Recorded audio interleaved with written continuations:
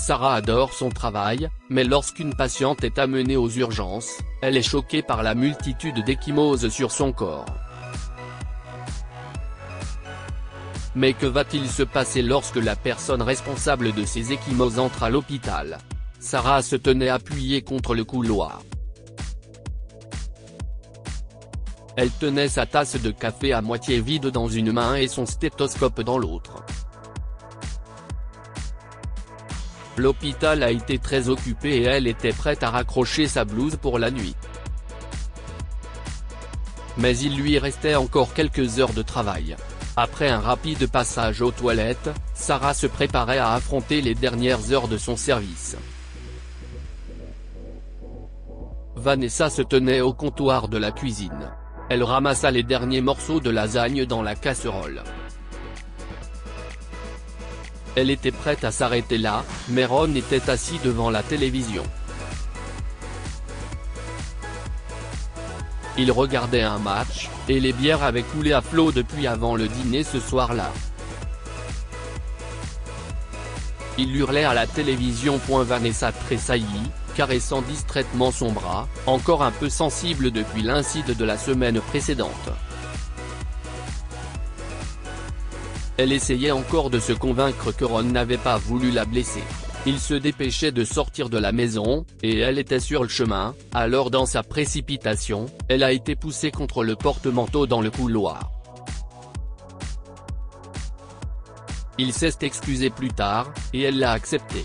Mais ce n'était pas le premier incident. Vanessa, dit-il depuis le salon. Oui, répondit-elle en marchant vers lui à pas comptés. Tu ne veux pas t'asseoir et regarder le match avec moi? Demanda-t-il en faisant un geste vers le bras du fauteuil dans lequel il s'était allongé. Elle acquiesça en silence. Ron l'entoura de son bras et se blottit contre elle. D'une manière ou d'une autre, Vanessa s'endormit. L'instant d'après, Ron la secoua pour la réveiller. « Allez, réveille-toi », dit-il en retirant son bras, la faisant presque tomber du fauteuil. « Désolé, je crois que je suis juste épuisée par la semaine que nous avons passée, » dit-elle en bâillant. « Oui, moi aussi. Allons manger quelque chose avant d'aller nous coucher, » dit-il. « Tu sais que boire me donne faim. » Elle alla dans la cuisine, jetant les bouteilles sous l'évier. « Pourquoi n'as-tu pas fait toute la vaisselle ?» demanda Ron en regardant l'évier. Vanessa expliqua qu'elle était en train de la faire, mais qu'il l'avait appelé. La peur montait, lui donnant la chair de poule le long des bras. Et si est-il censé être une excuse? Il commença à jeter les bouteilles de bière une à une dans la poubelle. Elle a regardé ses pieds et secoué la tête. Regardez-moi, exigea-t-il. Sa voix était grave et dangereuse. Ce n'est pas difficile, Vanessa. Elle soupira. Pourquoi soupires-tu? Lui demanda-t-il. Qu'est-ce ce qui te rend si fatigué? Vanessa secoua à nouveau la tête. Tu ne peux pas parler? demanda-t-il. Puis, sans crier gare, Ron lança la cocotte à travers la cuisine. Elle frappa Vanessa en plein dans l'abdomen. D'abord, elle fut aveuglée par la force et la douleur qui lui traversa le corps. Ensuite, la vue des éclats de verre et des restes de lasagne fit ressembler la cuisine à une scène de crime. Nettoyez ce désordre, ordonna Ron avant de retourner dans le salon. Vanessa a pleuré, mais elle est passée à l'action. Alors qu'elle essuyait les dernières mousses de savon dans l'évier, Ron est entré, jetant le récipient contenant les os de poulet sur le comptoir. Dit-il en inspectant la cuisine. Es-tu satisfaite? Vanessa acquiesça. Si est bien. Moi aussi. Allons nous coucher. mais tu dois d'abord te doucher. Tu sens la nourriture. Vanessa se mit sous la douche, laissant l'eau chaude soulager un peu sa douleur. Elle regarda ses doigts, couverts de petites coupures causées par les éclats de verre. Elle vit que la casserole avait déjà provoqué un gros hématome sur le côté gauche de ses côtes. Assez, CIST assez, se dit-elle à voix basse. Comme si elle l'avait conjuré, Ron frappa à la porte de la salle de bain. « Dépêche-toi », dit-il.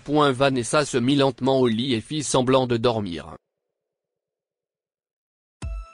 Elle devait attendre qu'il ne dorme pour se rendre à l'hôpital le plus proche. Ses ronflements envahirent rapidement la pièce et elle prit sa chance. Elle se rendit à l'hôpital, marmonna un au secours inaudible à l'aide-soignante qui se tenait à côté de la porte des urgences et s'évanouit. Sarah venait de retourner aux urgences lorsque deux aides-soignantes ont fait entrer une femme. « Qu'est-ce ce qui s'est passé ?» demanda-t-elle en mettant son stéthoscope en place.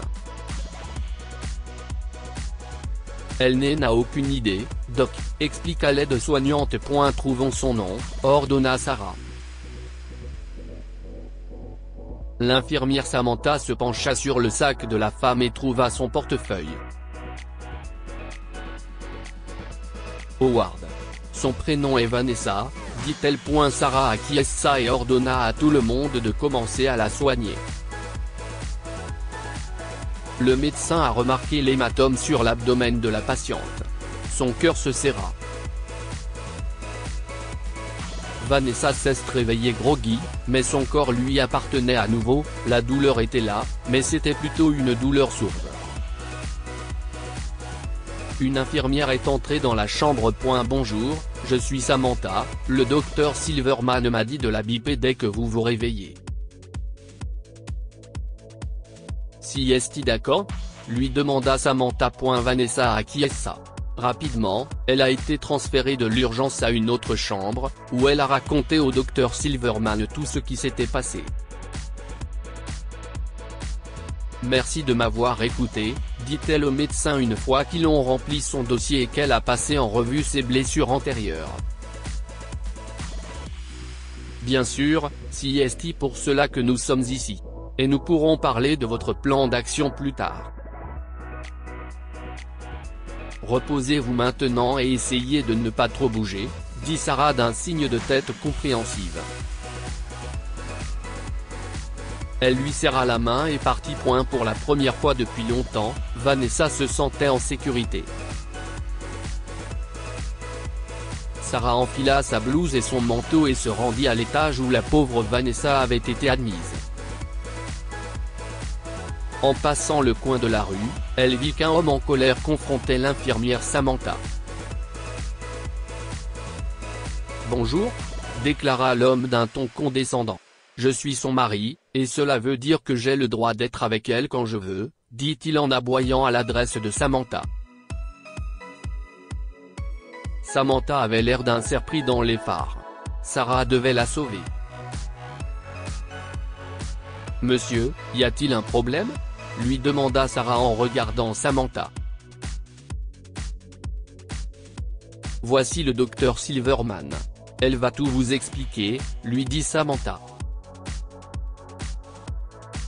« Bonjour, je suis le docteur Sarah Silverman, » lui a-t-elle déclaré. Ron Howard, écria l'homme. Un frisson glacial parcourut l'équine de Sarah. Bien sûr, il allait se montrer. Elle savait qu'il le ferait à un moment ou à un autre. Vous retenez ma femme quelque part ici, et vous ne me laissez pas la voir. Honnêtement, qui agit de la sorte ? Continua-t-il. Sarah le regarda, essayant de comprendre dans quel état d'esprit il se trouvait. Elle devait faire attention à la manière dont elle se comportait avec lui. Les gens comme Ron Howard étaient toujours difficiles à gérer, et Sarah savait qu'elle pouvait se débrouiller seule, mais elle n'avait aucune idée de la façon dont il réagirait face à elle. Si est ce qui la préoccupait. Vous êtes son mari ? Demanda TL. Ron a levé sa main gauche, qui était couverte de pansements. Sarah savait que cela masquait les séquelles d'un des incidents de Vanessa, comme elle l'avait déclaré. Ron a levé son annulaire, permettant à Sarah de voir la bague en or scintiller à la lumière.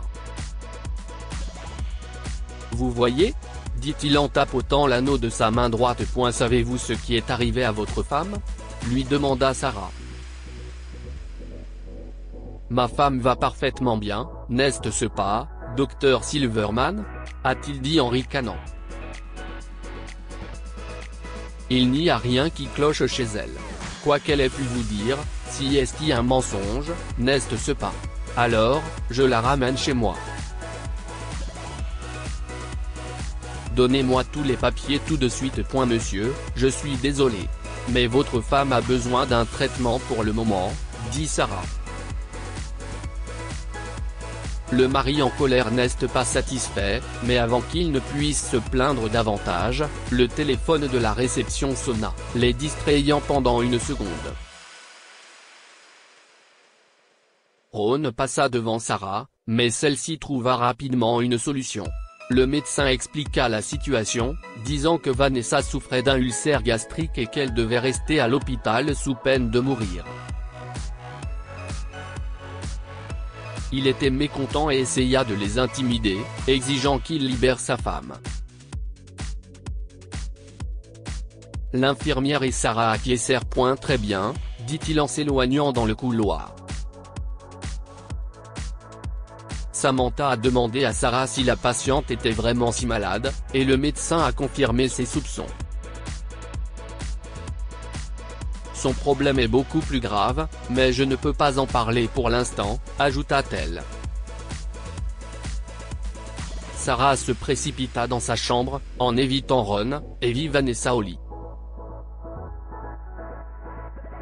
Madame Ward, j'ai parlé à votre mari. Vanessa était choquée et s'est réfugiée sur le lit comme pour s'enfuir.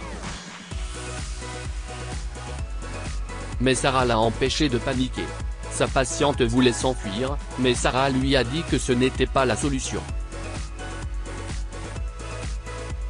Mais il a soudoyé tout le monde, Dr Silverman. Personne ne veut m'écouter, s'écria Vanessa. Mais le médecin a un plan. Elle a présenté les dossiers de Vanessa et ses antécédents médicaux. Avec ces preuves, l'hôpital avait l'obligation de signaler la situation à la police pour violence domestique. Mais Ron est entré dans la chambre d'hôpital avec le docteur Mitchell à ses côtés. Il a fait comme si de rien n'était, mais Sarah a intervenu, l'empêchant de s'approcher. Cependant, le docteur Mitchell a déclaré que Vanessa n'était plus la patiente de Sarah. Étonnamment, le docteur Mitchell a déclaré que Vanessa n'avait rien, et Sarah a compris ce que Vanessa craignait. Elle a tout de même essayé de les arrêter, mais le docteur Mitchell était plus gradé qu'elle et lui a ordonné de rentrer chez elle. Elle a été renvoyée. C'était le plus choquant. Après avoir jeté un dernier coup d'œil douloureux à sa patiente, Sarah a quitté la pièce. Ron et le médecin soudoyé sont restés dans la pièce, mais elle ne les laissera pas gagner. Elle rejoignit Samantha dans la cage d'escalier et fit semblant de tomber pour que l'infirmière l'admette dans une chambre, car elle avait un plan. Pendant ce temps, Vanessa n'arrivait pas à se reposer dans sa chambre. Lorsque les lumières de l'hôpital se sont éteintes, Ron est revenu et a parlé gentiment, mais sa voix était mortelle. « Mes poings me démangent, dit-il à voix basse. Il est temps de te donner la leçon que tu mérites. » Sauf que lorsque Ron est allé se coucher, Vanessa n'était pas là. c'était Sarah, qui s'est cachée sous les couvertures. Le médecin le nargua tandis que Ron a exigé de savoir où est sa femme. « Qu'est-ce que si est que ça ?» demande-t-il, furieux. « Si est ici que vous allez en prison ?» répond Sarah. Ron ne l'a pas cru, alors elle a cliqué sur son téléphone et repensé aux menaces qu'il avait proférées il y a une seconde. Il est devenu encore plus furieux. Si est fini, Ron, dit Sarah. Vous allez payer pour toute la douleur que vous avez causée à votre femme. À ce moment-là, un policier est entré dans la pièce et a arrêté Ron. Vanessa est apparue dans l'embrasure de la porte, et il a eu le culot de la supplier de l'aider. « Bébé, s'il te plaît. Dis-leur que je suis innocent, a-t-il dit. Nous avons vécu tant de choses. Oui, Ron, dit Vanessa. Nous avons vécu beaucoup de choses. Des bleus. Des os cassés. Tout cela guérira. Mais je n'oublierai jamais ce que tu m'as fait. Le policier a emmené Ron pendant qu'il donnait des coups de pied et criait. Vanessa a embrassé le médecin et l'a remercié, et ils ont vu comment un autre policier a emmené le docteur Mitchell. Il a menacé de poursuivre tout le monde en justice, mais personne ne l'a écouté. Sarah a mis son bras autour de Vanessa. « Viens, on va te remettre au lit. Dites-nous ce que vous pensez de cette histoire et partagez-la avec vos amis. Elle pourrait les inspirer et égayer leur journée. »